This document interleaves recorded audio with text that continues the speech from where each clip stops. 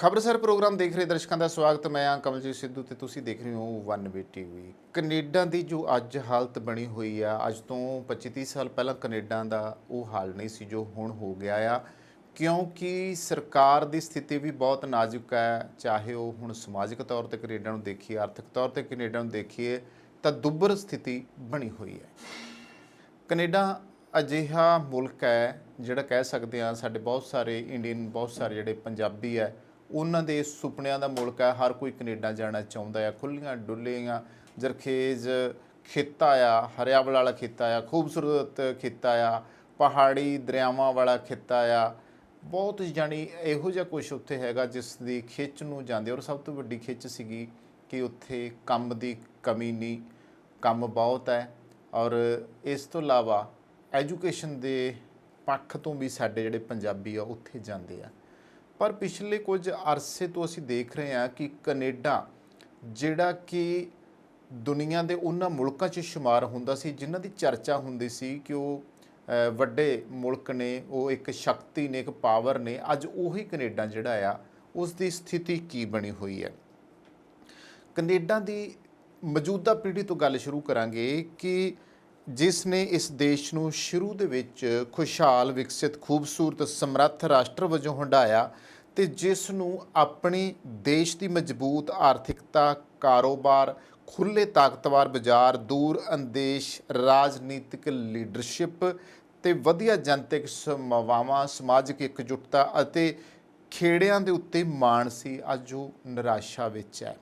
ਭਵਿੱਖ ਦੀ ਪੀੜ੍ਹੀ ਦਾ जोखम ਭਰਿਆ ਘੱਟ ਮਾਸਿਕ ਆਮਦਨ, ਬੇਰੁਜ਼ਗਾਰੀ ਨਾਲ ਲਬਰੇਜ਼ ਆ, ਮਕਾਨ ਦੀ ਛੱਤ ਤੋਂ ਮਹਿਰੂਮੀਅਤ ਆ, ਵਧੀਆ ਸੇਵਾਵਾਂ ਦੀ ਘਾਟ ਹੈ, ਨਕੰਮੀ ਤੇ ਕੰਮ ਚਲਾਊ ਲੀਡਰਸ਼ਿਪ ਹੈ, ਉਤਪਾਦਨ ਤੇ ਨਿਵੇਸ਼ ਦੀ ਘਾਟ ਹੈ, ਮਨੁੱਖੀ ਹੁਨਰਮੰਦ ਸੇਵਾਵਾਂ ਵਿੱਚ ਕਮੀ ਹੈ ਤੇ ਵਿਸ਼ਵ ਭਾਈਚਾਰੇ ਵਿੱਚ ਕੈਨੇਡੀਅਨ ਆਰਥਿਕਤਾ ਦੀ ਜਿਹੜੀ ਸ਼ਾਖ ਹੈ ਉਹ ਹੁਣ ਡਿੱਗਦੀ ਜਾ ਰਹੀ ਹੈ।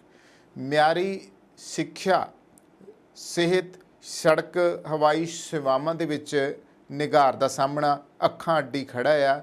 ਤੇ ਇਸ ਦੀ ਸ਼ੁਰੂਆਤ ਕਦੋਂ ਹੋਈ ਆ? ਜੀ ਹਾਂ, ਕੋਵਿਡ-19 ਮਹਾਮਾਰੀ ਤੋਂ ਬਾਅਦ ਸ਼ੁਰੂ ਹੋਈ ਆ। ਉਸ ਤੋਂ ਪਹਿਲਾਂ ਕੈਨੇਡਾ ਬਿਲਕੁਲ ਵਧੀਆ ਸੀਗਾ। ਜੋ ਦੂਰਦੇਸ਼ ਰਾਜਨੀਤਿਕ ਅਤੇ ਸਮਾਜਿਕ ਅਤੇ ਆਰਥਿਕ ਲੀਡਰਸ਼ਿਪ ਦੀ ਘਾਟ ਕਰਕੇ ਇਹ ਜਿਹੜਾ ਨਿਗਾਰ ਆ ਉਹ ਹੋਰ ਜ਼ਿਆਦਾ ਤੇਜ਼ੀ ਫੜ ਰਿਹਾ ਆ। ਵਿਸ਼ਵ ਗਲੋਬ ਦੇ ਉੱਤੇ ਜੇ ਕੈਨੇਡਾ ਦੇ ਅਸੀਂ ਪਿਛੋਕੜ ਦੀ ਗੱਲ ਕਰੀਏ ਤਾਂ ਕੈਨੇਡਾ 1867 ਵਿੱਚ ਹੋਂਦ ਵਿੱਚ ਆਇਆ ਸੀਗਾ। ਕੈਨੇਡਾ 1967 ਵਿੱਚ ਆਪਣੀ 100ਵੀਂ ਵਰ੍ਹੇਗੰਢ ਮੌਕੇ ਵਿਸ਼ਵ ਦੀ 9ਵੀਂ ਵੱਡੀ ਆਰਥਿਕਤਾ ਵਜੋਂ ਉੱਭਰ ਕੇ ਸਾਹਮਣੇ ਆਇਆ ਸੀ। ਇਸ ਦੀਆਂ ਨੰਬਰ 1 ਸਿੱਖਿਆ, ਸਿਹਤ, ਆਵਾਜਾਈ, ਰੁਜ਼ਗਾਰ, ਘੱਟੋ ਘੱਟ ਪ੍ਰਤੀ ਦਿਨ ਜਿਹੜੀ ਉਜਰਤ ਸੀਗੀ ਉਹ, ਬਿਹਤਰੀਨ ਜਿਹੜੀ ਮੁੱਢਲੀ ਢਾਂਚਾ ਵਿਵਸਥਾ, ਪੁਲਿਸ ਸੇਵਾਵਾਂ, ਇਮਾਨਦਾਰ ਤੇ ਵਚਨਬੱਧ ਜਿਹੜੇ ਪ੍ਰਸ਼ਾਸਨਿਕ ਕਾਰਕਰਦਗੀ ਦੀ ਵਿਸ਼ਵ ਪੱਧਰ ਦੇ ਉੱਤੇ ਧਾਕ ਸੀਗੀ। ਹਰ ਕੋਈ ਕੈਨੇਡਾ ਦੀ ਚਰਚਾ ਕਰਦਾ ਸੀ। ਅਸੀਂ ਵੀ ਤਾਂ ਹੀ ਸਾਰੇ ਇੱਧਰੋਂ ਪੰਜਾਬੀ ਜਦੋਂ ਬਾਹਰ ਭੇਜਣ ਦੀ ਕਿਸੇ ਨੂੰ ਗੱਲ ਆਉਂਦੀ ਹੈ ਨਵੇਂ ਨਿਆਣੇ ਨੂੰ ਤੇ ਉਹ ਕਹਿੰਦੇ ਜੀ ਕੈਨੇਡਾ ਹੀ ਜਾਵੇ। ਪ੍ਰਵਾਸੀਆਂ ਲਈ ਕੈਨੇਡਾ ਖਿੱਚ ਦਾ ਕਾਰਨ ਬਣਨ ਲੱਗਿਆ। ਪਰ ਦੇਸ਼ ਅੰਦਰ ਦੂਰ ਅੰਦੇਸ਼ੀ ਜਿਹੜੀ ਸੀਗੀ, ਵਚਨਬੱਧਤਾ ਜਿਹੜੀ ਸੀ, ਹੁਨਰਮੰਦੀ ਰਹਿਤ ਰਾਜਨੀਤਿਕ ਲੀਡਰਸ਼ਿਪ ਦੀ ਨੀਰਸ ਅਤੇ ਨਕੰਮੀ ਅਗਵਾਈ ਕਰਕੇ 2017 ਵਿੱਚ ਜਦੋਂ ਕੈਨੇਡਾ ਨੇ ਆਪਣੀ 150ਵੀਂ ਵਰ੍ਹੇਗੰਢ ਮਨਾਈ ਤਾਂ ਇਸ ਦੀ ਆਰਥਿਕਤਾ ਤਰੱਕੀ ਕਰਨ ਦੀ ਬਜਾਏ ਪਤਨ ਦਾ ਸ਼ਿਕਾਰ ਹੁੰਦੀ ਵਿਸ਼ਵ ਅੰਦਰ 16ਵੇਂ ਸਥਾਨ ਦੇ ਉੱਤੇ ਜਾ ਕੇ ਡਿੱਗ ਪਈ। ਆਰਥਿਕ ਅਤੇ ਵਿੱਤੀ ਮਾਹਰਾਂ ਦੇ ਅੰਦਾਜ਼ੇ ਅਨੁਸਾਰ ਜੇ ਕੈਨੇਡਾ ਦੀ ਲੀਡਰਸ਼ਿਪ ਆਰਥਿਕ, ਸਮਾਜਿਕ, ਕਾਰੋਬਾਰੀ, ਪੈਦਾਵਾਰੀ ਨੀਤੀਆਂ ਦਾ ਇਹੋ ਹੀ ਹਾਲ ਰਿਹਾ ਤਾਂ ਆਪਣੀ 200ਵੀਂ ਵਰ੍ਹੇਗੰਢ ਜਿਹੜੀ ਕਿ 2067 ਵਿੱਚ ਆਊਗੀ ਨੂੰ ਇਹ ਦੇਸ਼ 25ਵੇਂ ਸਥਾਨ ਦੇ ਉੱਤੇ ਜਾ ਡਿੱਗੂਗਾ ਜੋ ਹਾਲਾਤ ਬਣੇ ਹੋਏ ਆ। ਤੇ ਇਸ ਦਾ ਸ਼ੁਮਾਰ ਜਿਹੜਾ ਆ ਫਿਰ ਮਲੇਸ਼ੀਆ, ਦੱਖਣ ਕੋਰੀਆ ਅਤੇ ਥਾਈਲੈਂਡ ਵਰਗੇ ਦੇਸ਼ਾਂ ਵਿੱਚ ਹੋ ਜਾਊਗਾ। 2022 ਦੀ ਇੱਕ ਰਿਸਰਚ ਆਈ ਆ ਪਿਓ ਰਿਸਰਚ ਪੋਲ ਅਨੁਸਾਰ ਇਹਨਾਂ ਤਿੰਨ ਦੇਸ਼ਾਂ ਦੇ ਨਾਗਰਿਕ ਆਪਣੇ ਆਪ ਨੂੰ ਵਧੀਆ ਪੋਜੀਸ਼ਨ ਦੇ ਵਿੱਚ ਸਮਝਦੇ ਆ। ਇਹਨਾਂ ਤਿੰਨਾਂ ਦੇਸ਼ਾਂ ਦੇ ਨਾਗਰਿਕ ਆਪਣੇ ਆਪ ਨੂੰ ਕੈਨੇਡਾ ਦੇ ਨਾਗਰਿਕਾਂ ਨਾਲੋਂ ਵਧੀਆ ਪੋਜੀਸ਼ਨ ਵਿੱਚ ਸਮਝਦੇ ਹਨ। ਸਪਸ਼ਟ ਹੈ ਕਿ ਜੋ ਲੋਕ ਅਤੇ ਨੌਜਵਾਨ ਵਿਦੇਸ਼ਾਂ ਵਿੱਚੋਂ ਕੈਨੇਡਾ ਵਿੱਚ ਆਉਣ ਲਈ ਲਾਈਨਾਂ ਵਿੱਚ ਲੱਗੇ ਉਡੀਕਦੇ ਪਏ ਆ, ਉਹ ਇਸ ਨਾਲੋਂ ਬਿਹਤਰ ਭਵਿੱਖ ਲਈ ਮਲੇਸ਼ੀਆ, ਥਾਈਲੈਂਡ, ਦੱਖਣੀ ਕੋਰੀਆ, ਵੀਅਤਨਾਮ ਵਰਗੇ ਤੇਜ਼ੀ ਨਾਲ ਵਿਕਾਸ, ਵਧੀਆ ਜਨਤਕ ਸੇਵਾਵਾਂ ਅਤੇ ਰੁਜ਼ਗਾਰ ਵਿੱਚ ਮੱਲਾਂ ਮਾਰ ਰਹੇ ਦੇਸ਼ਾਂ ਵੱਲ ਵਹੀਰਾਂ ਘੱਤਣਗੇ। ਹਕੀਕਤ ਇਹ ਹੈ ਕਿ ਅੱਜ ਪ੍ਰਵਾਸੀ ਵਿਦਿਆਰਥੀਆਂ ਦਾ 22 ਬਿਲੀਅਨ ਸਾਲਾਨਾ ਧਨ ਰੁਕ ਜਾਵੇ ਤਾਂ ਸਵੇਰੇ ਹੀ ਕੈਨੇਡਾ ਦੀ ਜਿਹੜੀ ਆਰਥਿਕਤਾ ਆ ਉਹ ਧੜਮ ਥੱਲੇ ਜਾ ਡਿੱਗੂ। ਅਸੀਂ ਆਪਣੇ ਚੈਨਲ ਦੇ ਇਸੇ ਪ੍ਰੋਗਰਾਮ ਦੇ ਜ਼ਰੀਏ ਤੁਹਾਡੇ ਨਾਲ ਪਹਿਲਾਂ ਵੀ ਚਰਚਾ ਕਰ ਚੁੱਕੇ ਹਾਂ ਕਿ ਕੈਨੇਡਾ ਦੀ ਜਿਹੜੀ ਸਥਿਤੀ ਹੈ ਕਿ ਕਈ ਵਾਰੀ ਲੱਗਦਾ ਕਿ ਉੱਥੋਂ ਦੇ ਪ੍ਰਧਾਨ ਮੰਤਰੀ ਜਸਟਿਨ ਟਰੂਡੋ ਜਿਵੇਂ ਬਾਕੀ ਮੁਲਕਾਂ ਦੇ ਵਿਦਿਆਰਥੀਆਂ ਨੂੰ ਸੱਦਾ ਦਿੰਦੇ ਆ, ਉਹਨਾਂ ਵਿੱਚ ਸਾਡਾ ਮੁਲਕ ਵੀ ਆਉਂਦਾ ਆ, ਤਾਂ ਉਹ ਕਹਿੰਦੇ ਆਓ ਇੱਥੇ ਰੁਜ਼ਗਾਰ ਕਰੋ, ਇੱਥੇ ਪੜ੍ਹਾਈ ਕਰੋ। ਤਾਂ ਉਹਨਾਂ ਨੂੰ ਪਤਾ ਹੈ ਵੀ ਜਿਹੜੇ ਵਿਦਿਆਰਥੀ ਉਹ ਚਾਹੇ ਕਿਸੇ ਵੀ ਮੁਲਕ ਤੋਂ ਆਉਣ ਅਤੇ ਚਾਹੇ ਸਾਡੇ ਇੱਧਰੋਂ ਇੰਡੀਆ 'ਚੋਂ ਜਾਣ, ਪੰਜਾਬ 'ਚੋਂ ਜਾਣ, ਉਹ ਆਪਣੇ ਨਾਲ ਜਿਹੜੀ ਹੈ ਪੈਸਾ ਲੈ ਕੇ ਜਾਂਦੇ ਆ। ਉਹਨਾਂ ਵਿਦਿਆਰਥੀਆਂ ਦੇ ਸਿਰ ਦੇ ਉੱਤੇ ਹੀ ਜੇ ਤੁਸੀਂ ਪੜਚੋਲ ਕਰੋ, ਸੁਚੇਤ ਵੀ ਕੀਤਾ ਸੀਗਾ ਵੀ ਭਾਈ ਕੈਨੇਡਾ ਦੀ ਜਿਹੜੀ ਆਰਥਿਕਤਾ ਆ ਉਹ ਤੁਹਾਡੇ ਸਿਰ ਤੇ ਹੀ ਚੱਲਦੀ ਪਈ ਆ, ਬਾਕੀ ਜਿੰਨਾ ਕੁ ਉਹਨਾਂ ਕੋਲੇ ਹੈ ਸੋ ਹੈ, ਪਰ ਜਿਹੜੀ ਜ਼ਿਆਦਾਤਰ ਹੁਣ ਇੱਕੋ ਦਮ ਹਾਮੀ ਭਰੀ ਆ, ਇਹ ਕੋਈ ਐਡੇ ਕੂੜੇ ਕੋਈ ਵੀ ਨਹੀਂ ਹੈਗੇ, ਉਹ ਕੋਈ ਸਾਡੇ ਸਕੇ ਨਹੀਂ ਹੈਗੇ। ਅਸੀਂ ਉੱਥੇ ਜਾ ਕੇ ਕੰਮ ਕਰ ਰਹੇ ਹਾਂ ਜਾਂ ਅਸੀਂ ਉੱਥੇ ਪੜ੍ਹਨ ਜਾ ਰਹੇ ਹਾਂ, ਅਸੀਂ ਇੱਥੇ ਮਣਾ ਮੂੰਹ ਪੈਸਾ ਜਿਹੜਾ ਆ ਉਹ ਉੱਥੇ ਪਹਿਲਾਂ ਦਿੰਨੇ ਪਏ ਆ, ਫਿਰ ਉੱਥੇ ਅਸੀਂ ਪੜ੍ਹਾਈ ਕਰਨ ਜਾਂਦੇ ਹਾਂ, ਫਿਰ ਕੰਮ ਮਿਲੇ ਨਾ ਮਿਲੇ, ਕੰਮ ਤਾਂ ਉੱਥੋਂ ਵਾਲਿਆਂ ਨੂੰ ਨਹੀਂ ਮਿਲਦਾ, ਆਰਥਿਕਤਾ ਤਾਂ ਉਹਨਾਂ ਦੀ ਡਾਵਾਂਡੋਲ ਹੋ ਚੁੱਕੀ ਆ, ਅਤੇ ਫਿਰ ਅਸੀਂ ਲੱਗੇ ਰਹਿੰਦੇ ਵੀ ਹਾਂ ਠੀਕ ਹੈ। ਤਾਂ ਤੁਸੀਂ ਦੇਖੋ ਕਿ 22 ਬਿਲੀਅਨ ਸਾਲਾਨਾ ਧਨ ਜਿਹੜਾ ਆ ਉਹਨਾਂ ਨੂੰ ਮਿਲ ਰਿਹਾ। ਅਸਲ ਵਿੱਚ ਕਿਸੇ ਵੀ ਦੇਸ਼ ਦੇ ਲੋਕ ਜਦੋਂ ਹੰਢੇ ਵਰਤੇ ਦੂਰ ਅੰਦੇਸ਼ ਸਿਧਾਂਤਵਾਦੀ ਰਾਜਨੀਤੀਵਾਨਾਂ ਦੀ ਅਗਵਾਈ ਵਿੱਚ ਸਥਿਰ ਸਰਕਾਰਾਂ ਨਹੀਂ ਚੁਣਦੇ ਨਾ, ਤਾਂ ਨਤੀਜੇ ਨਿਸ਼ਚਿਤ ਤੌਰ ਦੇ ਉੱਤੇ ਨਿਰਾਸ਼ਾਵਾਦੀ ਅਤੇ ਸੁਰੱਖਿਆ ਭਰੇ ਨਿਕਲਦੇ ਆ, ਉਹ 'ਚੋਂ ਸੁਰੱਖਿਆ ਰਹਿ ਹੀ ਨਹੀਂ ਜਾਂਦੀ। ਦੂਜੇ, ਜਦੋਂ ਲੋਕਤੰਤਰ ਅੰਦਰ ਲੋਕ ਆਪਣੀਆਂ ਸਥਾਨਕ, ਸੂਬਾਈ ਜਾਂ ਫੈਡਰਲ ਸਰਕਾਰਾਂ ਚੁਣਨ ਲਈ ਵੱਡੇ ਉਤਸ਼ਾਹ ਨਾਲ ਵੱਡੀ ਗਿਣਤੀ ਵਿੱਚ ਭਾਗ ਨਹੀਂ ਲੈਂਦੇ, ਤਾਂ ਘੱਟ ਗਿਣਤੀ ਦੀਆਂ ਚੁਣੀਆਂ ਮਾਰਕੇਬਾਜ਼, ਅਵਸਰਵਾਦੀ, ਕੰਮ ਚਲਾਊ, ਘੱਟ ਗਿਣਤੀ ਜਾਂ ਬਾਹਰੀ ਫੌੜੀਆਂ ਦੇ ਸਹਾਰੇ ਚੱਲਣ ਵਾਲੀਆਂ ਸਰਕਾਰਾਂ ਤੋਂ ਕੀ ਭਾਲਦੇ ਆ। ਕੈਨੇਡਾ ਦੀ ਰਾਜਨੀਤੀ ਦਾ ਦੁਖਾਂਤ ਜੋ ਇਸ ਦੇ ਆਰਥਿਕ ਪਤਨ ਲਈ ਜ਼ਿੰਮੇਵਾਰ ਹੈ, ਉਹ ਇਹ ਹੈ ਕਿ 2015 ਦੀ ਮੈਂ ਤੁਹਾਡੇ ਸਾਹਮਣੇ ਗੱਲ ਰੱਖ ਰਿਹਾ ਹਾਂ ਕਿ 2015 ਦੇ ਵਿੱਚ ਹਾਊਸ ਆਫ ਕਾਮਨਜ਼ ਲਈ 39.47% ਵੋਟਾਂ ਪੋਲ ਹੋਈਆਂ ਅਤੇ ਜੇਤੂ ਧਿਰ ਨੇ ਕੁੱਲ 338 ਵਿੱਚੋਂ 184 ਤੇ ਜਿੱਤ ਪ੍ਰਾਪਤ ਕੀਤੀ ਹੈ। 2019 ਦੇ ਵਿੱਚ ਵੀ 33.1% ਵੋਟਾਂ ਪਈਆਂ ਅਤੇ 157 ਸੀਟਾਂ ਨਾਲ ਜੇਤੂ ਧਿਰ ਅੱਗੇ ਆਈ। ਇਸੇ ਤਰ੍ਹਾਂ 2021 ਵਿੱਚ ਭਾਵੇਂ ਬਹੁਮਤ ਖਾਤਰ ਜਿਹੜੀਆਂ ਮੱਧਕਾਲੀ ਚੋਣਾਂ ਕਰਾਈਆਂ, ਲੇਕਿਨ 32.6% ਵੋਟਾਂ ਸਹਾਰੇ 160 ਸੀਟਾਂ ਪ੍ਰਾਪਤ ਕੀਤੀਆਂ। 2019 ਅਤੇ 2021 ਵਿੱਚ ਜਸਟਿਨ ਟਰੂਡੋ ਦੀ ਘੱਟ ਗਿਣਤੀ ਸਰਕਾਰ ਨੂੰ NDP ਦੀ ਬਾਹਰੀ ਹਮਾਇਤ ਲੈਣੀ ਪਈ। ਐਸੀ ਘੱਟ ਗਿਣਤੀ ਸਰਕਾਰ ਜੋ ਬਾਹਰੀ ਹਮਾਇਤ ਨਾਲ ਚੱਲਦੀ ਹੋਵੇ, ਸੋਚੋ ਜਰਾ, ਉਸ ਤੋਂ ਕੈਨੇਡਾ ਦੇ ਲੋਕ ਕਿਵੇਂ ਵਧੀਆ ਸਰਕਾਰ ਭਾਲਦੇ ਨੇ। ਹੁਣ ਨਤੀਜੇ ਜਿਹੜੇ ਨੇ ਉਹ ਸਾਰਿਆਂ ਦੇ ਸਾਹਮਣੇ ਆ। ਸਾਨੂੰ ਟਰੂਡੋ ਨਾਲ ਥੋੜ੍ਹੀ ਜਿਹੀ ਹਮਦਰਦੀ ਹੁੰਦੀ, ਅਸੀਂ ਕਹਿੰਦੇ ਹਾਂ ਟਰੂਡੋ ਬਹੁਤ ਵਧੀਆ ਪ੍ਰਧਾਨ ਮੰਤਰੀ ਆ, ਉਹ ਪੰਜਾਬ 'ਚ ਆਉਂਦਾ ਆ, ਉਹ ਇੱਥੇ ਪੰਜਾਬੀਆਂ ਨਾਲ ਮਿਲਦਾ, ਉਹ ਸਿੱਖ ਕੌਮ ਨਾਲ ਮਿਲਦਾ ਆ, ਬਹੁਤ ਸਾਰੀਆਂ ਗੱਲਾਂ ਅਸੀਂ ਇੱਦਾਂ ਦੀਆਂ ਕਹਿ ਦਿੰਦੇ ਹਾਂ।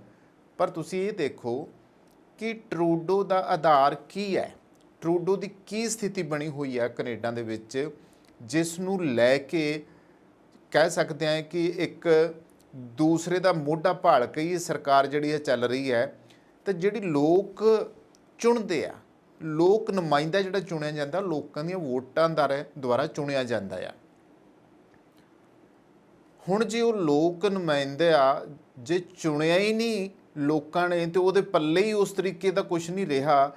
ਜ਼ਾਹਿਰ ਹੈ ਕਿ ਇੱਕ ਆਸਰਾ ਲੈ ਕੇ ਉਹਨੇ ਆਪਣੀ ਸਰਕਾਰ ਖੜੀ ਕੀਤੀ ਹੈ, ਤੇ ਫਿਰ ਕਿਵੇਂ ਕਹਿ ਸਕਦੇ ਹਾਂ ਕਿ ਇਹ ਤਰੱਕੀ ਹੋਊਗੀ, ਕਿਉਂਕਿ ਵੱਡਾ ਹਿੱਸਾ ਤਾਂ ਉਹਦੇ ਵਿਰੋਧ ਵਿੱਚ ਬੈਠਾ ਹੈ। 2012 ਵਿੱਚ ਸਿਰਫ ਕੈਨੇਡਾ ਦੇ 37% ਲੋਕ ਨਾਨੇਜ਼ ਸਰਵੇ ਅਨੁਸਾਰ ਇਹ ਮੱਤ ਰੱਖਦੇ ਨੇ ਕਿ ਉਹਨਾਂ ਦੀ ਅਗਲੀ ਪੀੜ੍ਹੀ ਦਾ ਭਵਿੱਖ, ਰਹਿਣ ਸਹਿਣ ਦਾ ਮਿਆਰ, ਜਨਤਕ ਸੇਵਾਵਾਂ ਮੌਜੂਦਾ ਪੱਧਰ ਤੋਂ ਨੀਵੇਂ ਪੱਧਰ ਤੇ ਡਿੱਗ ਜਾਵੇਗੀ। 2022 ਦੇ ਵਿੱਚ ਪਿਊ ਰਿਸਰਚ ਦੇ ਸਰਵੇ ਅਨੁਸਾਰ 75% ਕੈਨੇਡੀਅਨ ਲੋਕਾਂ ਦਾ ਇਹ ਮੱਤ ਸੀ ਕਿ ਭਵਿੱਖੀ ਪੀੜ੍ਹੀ ਦਾ ਜੀਵਨ ਮਿਆਰ, ਸੇਵਾਵਾਂ ਦਾ ਪੱਧਰ, ਪ੍ਰਸ਼ਾਸਨਿਕ ਵਿਵਸਥਾ ਸ਼ਰਮਨਾਕ ਢੰਗ ਨਾਲ ਡਿੱਗ ਪੈਣਗੇ। ਇਹਦੇ ਵਿੱਚ ਕੁਝ ਕਾਰਨ ਇਹ ਆ ਵੀ ਜਿਹੜਾ ਸਾਰੇ ਮੁਲਕਾਂ ਨੂੰ ਟਰੂਡੋ ਹੁਣਾਂ ਨੇ ਸੱਦਾ ਦਿੱਤਾ ਆ ਵੀ ਤੁਸੀਂ ਇੱਧਰ ਆਓ, ਇੱਥੇ ਤੁਸੀਂ ਪੜ੍ਹਾਈ ਕਰੋ, ਇੱਥੇ ਤੁਹਾਨੂੰ ਕੰਮ ਲਈ ਕੰਮੇ ਲੋੜੀਦੇ ਆ, ਤਾਂ ਉਹਦੇ ਨਾਲ ਕੀ ਹੁੰਦਾ, ਚਾਹੇ ਉਹ ਸਾਡਾ ਮੁਲਕ ਹੀ ਆ, ਜੇ ਅਸੀਂ ਕੰਪੈਰੀਜ਼ਨ ਕਰਦੇ ਹਾਂ ਤੇ ਜ਼ਾਹਿਰ ਹੈ ਕਿ ਜੇ ਸਾਡੇ ਮੁਲਕ ਦੀ ਲੇਬਰ ਦੇ ਹਿਸਾਬ ਨਾਲ ਅਸੀਂ ਗੱਲ ਕਰੀਏ, ਕੰਪੈਰੀਜ਼ਨ ਉਹਦੇ ਨਾਲ ਕਰਦੇ ਹੋਈਏ, ਸਾਡੀ ਲੇਬਰ ਸਾਨੂੰ ਨਾ ਮਿਲੇ, ਸਾਨੂੰ ਬਾਹਰੋਂ ਮੰਗਾਉਣੀ ਪਵੇ, ਤਾਂ ਬਾਹਰੋਂ ਮੰਗਾਉਣੀ ਪਵੇ ਲੇਬਰ, ਤਾਂ ਇੱਥੋਂ ਵਾਲੇ ਜਿਹੜੇ ਲੋਕ ਆ ਉਹਨਾਂ 'ਤੇ ਅਸਰ ਹੋਊਗਾ। ਉਹੀ ਸਥਿਤੀ ਜਿਹੜੀ ਹੈ ਉੱਥੇ ਬਣੀ ਹੋਈ ਹੈ ਕਿ ਜੇ ਉੱਥੋਂ ਦੇ ਜਿਹੜੇ ਲੋਕ ਆ ਹੁਣ ਉਹਨਾਂ ਨੂੰ ਮਹਿਸੂਸ ਹੋਣ ਲੱਗ ਪਿਆ ਵੀ ਚਾਹੇ ਉਹ ਕਿਸੇ ਵੀ ਮੁਲਕ ਦੇ ਵਸਿੰਦੇ ਉੱਥੇ ਆ ਕੇ ਰਹਿਣ ਲੱਗ ਗਿਆ, ਤੇ ਜ਼ਾਹਿਰ ਹੈ ਕਿ ਉਹਨਾਂ ਦਾ ਰੁਜ਼ਗਾਰ ਵੀ ਗਿਆ,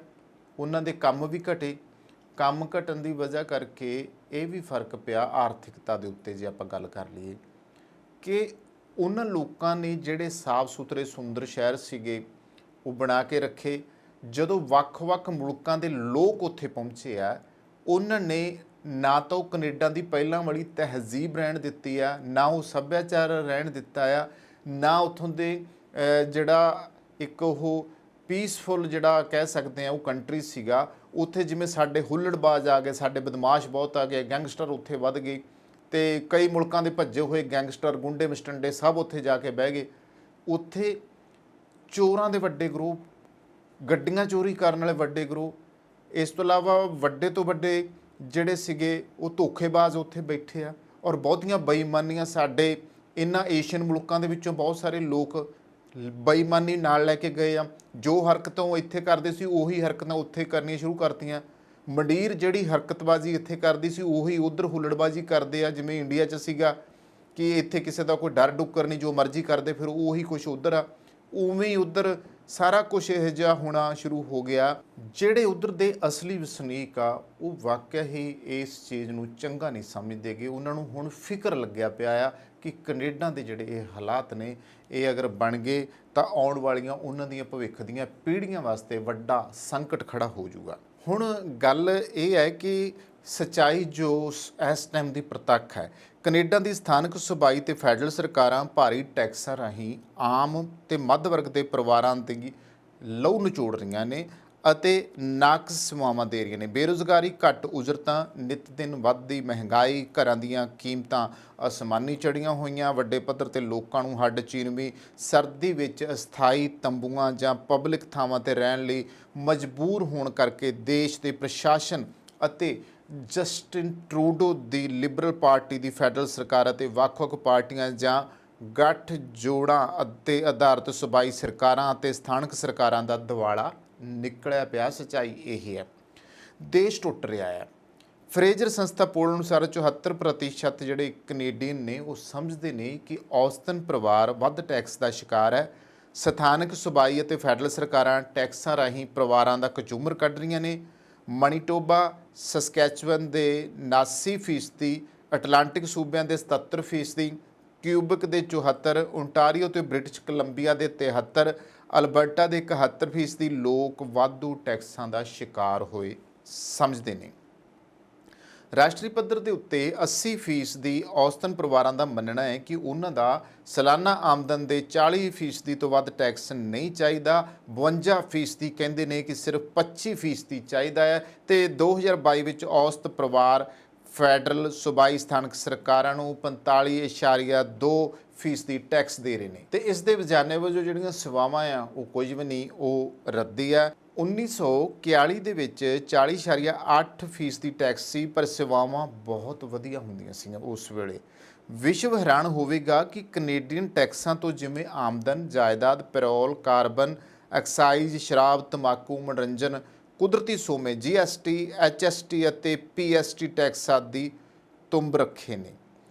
ਇਸ ਸਦੀ ਦੇ ਅੰਤ ਤੱਕ ਕੈਨੇਡਾ ਨੂੰ ਮਜ਼ਬੂਤ ਮਾਰਕੀਟ ਅਤੇ ਆਰਥਿਕਤਾ ਲਈ ਮੌਜੂਦਾ 39.5 ਮਿਲੀਅਨ ਆਬਾਦੀ ਤੋਂ 100 ਮਿਲੀਅਨ ਲੋੜੀਂਦੀ ਹੈ। ਵਧੀਆ ਹੁਨਰਮੰਦ ਉੱਤਮ ਤਕਨੀਕ ਨਾਲ ਲੋਕ ਕਾਮੇ ਅਤੇ ਵਿਸ਼ਵ ਪੱਧਰੀ ਸਰਵੋਤਮ ਤਕਨੀਕੀ ਕਾਰੋਬਾਰੀ ਵਿਗਿਆਨੀ ਖੋਜੀ ਚਾਹੀਦੇ ਨੇ। 2030 ਤੱਕ 5.8 ਮਿਲੀਅਨ ਘਰ ਚਾਹੀਦੇ ਨੇ ਤੇ ਇਸੇ ਤਰ੍ਹਾਂ ਹੀ $2.5 ਲੱਖ ਦੇ ਜੇ ਅਸੀਂ ਘਰ ਦੀ ਗੱਲ ਕਰੀਏ ਤੇ ਅੱਜ 15 ਤੋਂ 20 ਲੱਖ ਡਾਲਰ ਦਾ ਕਿਉਂ ਹੈ ਕਿ 40 ਸਾਲ ਪਹਿਲਾਂ ਲੋਕ ਮਾਰਗੇਜ ਉਤਾਰਦੇ ਮਰ ਜਾਣਗੇ। ਭਾਵ ਕਿ 2 ਪੀੜ੍ਹੀਆਂ ਹੋਸ਼ ਕਰਨ ਕੈਨੇਡੀਅਨ ਫੈਡਰਲ ਸੂਬਾਈ ਅਤੇ ਸਥਾਨਕ ਸਰਕਾਰਾਂ। ਖੋਜ ਦਰਸਾ ਰਹੀ ਹੈ ਕਿ ਨੌਜਵਾਨ ਪੀੜ੍ਹੀ ਕਿਉਂ ਬੇਰੁਜ਼ਗਾਰ ਹੈ, ਘੱਟ ਉਜਰਤਾਂ ਕਿਉਂ ਨੇ, ਸ਼ੋਸ਼ਣ ਕਰਕੇ ਮਾਨਸਿਕ ਤੌਰ ਦੇ ਉੱਤੇ ਉਹ ਬਿਮਾਰ ਹੋ ਰਹੇ ਨੇ। ਔਰ ਇੱਕ ਜਿਹੜੀ ਵੱਡੀ ਗੱਲ ਇਹ ਹੈ ਕਿ ਜਿਹੜੇ ਸਾਡੇ ਨੌਜਵਾਨ ਇੱਥੋਂ ਖੰਭ ਲਾ ਕੇ ਉੱਡਦੇ ਆ ਨਾ ਵੀ ਹੁਣ ਪਹੁੰਚ ਜੋ ਕੈਨੇਡਾ ਜਾ ਕੇ, ਤੇ ਜਾਂਦੇ ਆਏ ਆ ਵੀ ਜਿਵੇਂ ਰੁੱਖਾਂ ਨੂੰ ਡਾਲਰ ਲੱਗੇ ਹੁੰਦੇ ਆ ਤਾਂ ਉੱਥੋਂ ਲਾ ਲਾਂਗੇ, ਪਰ ਨਹੀਂ। ਹਕੀਕਤ ਉਦੋਂ ਪਤਾ ਲੱਗਦੀ ਆ ਕਿਉਂਕਿ ਅੱਜ ਦਾ ਕੈਨੇਡਾ ਉਹ ਜਿਹਾ ਕੈਨੇਡਾ ਨਹੀਂ ਰਿਹਾ ਜਿਹੜਾ ਅੱਜ ਤੋਂ 25-30 ਸਾਲ ਪਹਿਲਾਂ ਹੁੰਦਾ ਸੀਗਾ। ਤਾਂ ਉਸ ਕੈਨੇਡਾ ਦੇ ਵਿੱਚ ਜਾਣਾ ਲੋਕ ਵਾਕਈ ਹੀ ਆਪਦੇ ਇੱਧਰ ਘਰ-ਬਾਰ ਵੀ ਰਜਾਏ, ਚੰਗੇ ਕੰਮ ਵੀ ਕੀਤੇ। ਠੀਕ ਹੈ, ਉਹਨਾਂ ਨੇ ਮਿਹਨਤਾਂ ਬਹੁਤ ਕੀਤੀਆਂ, ਪਰ ਜੋ ਸਥਿਤੀ ਅੱਜ ਦੀ ਪੀੜ੍ਹੀ ਦੀ ਬਣੀ ਆ, ਅੱਗੇ ਕਦੇ ਕੈਨੇਡਾ ਤੋਂ ਇਦਾਂ ਦੀਆਂ ਖਬਰਾਂ ਨਹੀਂ ਸੀ ਆਉਂਦੀਆਂ ਵੀ ਹਰ ਹਫ਼ਤੇ ਹਰ ਤੀਜੇ ਦਿਨ ਕੋਈ ਨਾ ਕੋਈ ਨੌਜਵਾਨ ਜਿਹੜਾ ਸੀ ਉਹਦੀ ਡੈਥ ਹੋ ਜਾਂਦੀ ਸੀਗੀ ਜਾਂ ਕੋਈ ਵਿਰਲੀ ਟਾਮੀ ਖਬਰ ਹੁੰਦੀ ਸੀ। ਪਰ ਹੁਣ ਤਾਂ ਸ਼ਾਇਦ ਹੀ ਕੋਈ ਦਿਨ ਸੁੱਕਾ ਜਾਂਦਾ ਹੋਵੇ ਜਦੋਂ ਕੈਨੇਡਾ ਦੇ ਵਿੱਚ ਨੌਜਵਾਨ ਜਿਹੜੇ ਯੰਗਸਟਰ ਆ ਉਹ ਨਾ ਮਰਦੇ ਨੂੰ। ਖਾਸ ਤੌਰ 'ਤੇ ਮੁੰਡੇ ਪ੍ਰੈਸ਼ਰਾਈਜ਼, ਹਾਲਾਂਕਿ ਲੜਕੀਆਂ ਦੀ ਖਬਰ ਨਹੀਂ ਆਉਂਦੀ, ਮੁੰਡੇ ਜ਼ਿਆਦਾ ਪ੍ਰੈਸ਼ਰ ਵਿੱਚ ਆ। ਪਤਾ ਉੱਥੇ ਲੱਗਦਾ ਕਿ ਹਕੀਕਤ ਕੀ ਆ। ਆਏ ਪੜ੍ਹਨ ਲਈ ਫੀਸਾਂ ਪੂਰੀਆਂ ਨਹੀਂ ਹੁੰਦੀਆਂ, ਘਰ ਦੇ ਖਰਚੇ ਨਿਕਲ ਨਹੀਂ ਰਹੇਗੇ, ਰੋਟੀ ਇੰਨੀ ਮਹਿੰਗੀ ਆ ਤੇ ਰਹਿਣ ਬਸੇਰਿਆਂ ਦਾ ਨਹੀਂ ਬੰਦੋਬਸਤ ਹੈਗਾ, ਤੇ ਜਾਣ ਕਿੱਥੇ।